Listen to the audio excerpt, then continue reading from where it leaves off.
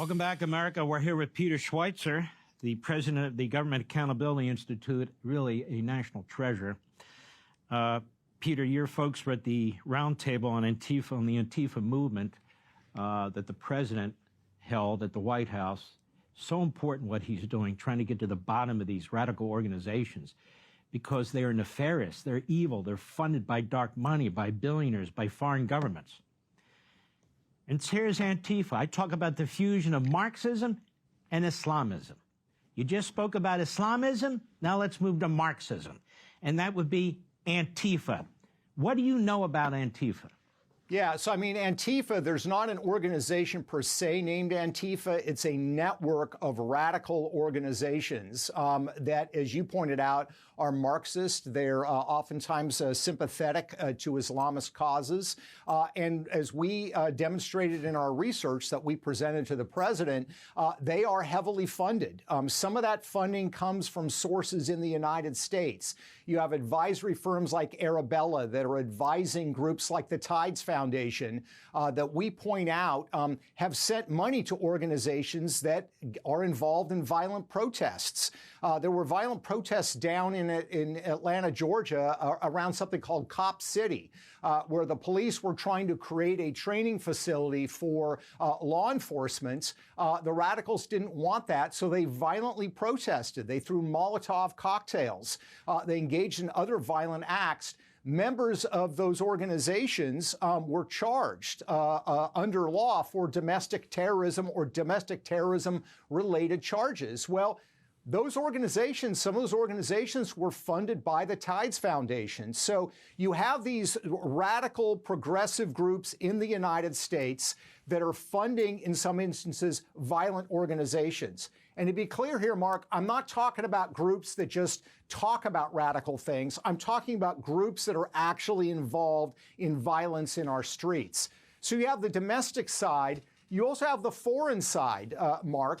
There's a American billionaire named Roy Singham who sold his business. It was called ThoughtWorks for about $1 billion, moved to Beijing, China, which is where he lives now. He's very close to the CCP. He counts them amongst his friends. He goes to Chinese Communist Party events. He's friends with their propagandists. And he funds groups in the United States through the so-called People's Forum in New York. And these are groups like the Freedom Road Socialist Organization, the Party for Socialism and Liberation. And these are pro-Chinese, anti-American, and they lead violent protests.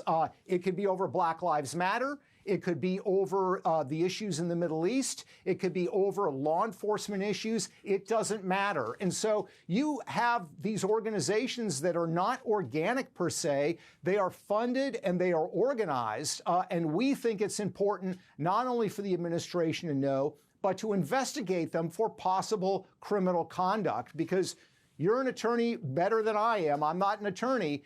If you are involved in funding entities that you know are engaged in criminal conduct, you could potentially be charged with a crime for doing that. I don't know if there is, probably is, but there ought to be a task force looking at all this with Treasury, State, the FBI, the IRS, among others, pulling together all the possible legal issues, pulling together all the investigative issues, trying to attack it from every angle. It's a big federal government. It's been used against us. It's been used against conservative groups. It's been used against our president. It's been used against Republican members of the Senate. How about we put it to good use? If we have foreign countries, along with these billionaires and others who are pouring money into this country to overthrow us, if we have people, dark money in the shadows in our country doing the same thing, and we have, and we know this is going on, we better put an end to it or we will cease to exist. There's no reason for this. There's absolutely no reason, which is why I'm so proud that the president obviously is on the ball. He's saying he pulls it together. He had your group there and many others. And you had independent journalists who were beaten to a pulp by Antifa and so forth. And the mainstream media, which isn't mainstream, it's left-wing, it's Democrat, it's hostile to the country, has essentially covered it up. You had Antifa attacking the Portland, Oregon courthouse, the federal courthouse, month after month. in 2020, still using it for target practice. And then you have a federal judge out there, a real whack job in what she wrote, talking about, well, you know, this kind of free speech and so forth and so on. This is normal in our country and so forth. So we got a big problem here. Any final words, Peter? Yeah, we were happy to participate in the roundtable. President Trump asked us to share our findings with the Attorney General and with the Director of the FBI. We are glad to do so, and we hope that they will put it to good use.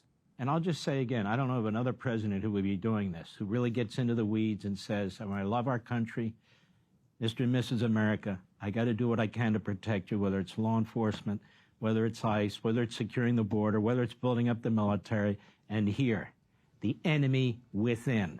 Peter Schweizer, great group, great guy. Thank you for everything. Appreciate it. Thank you, Mark.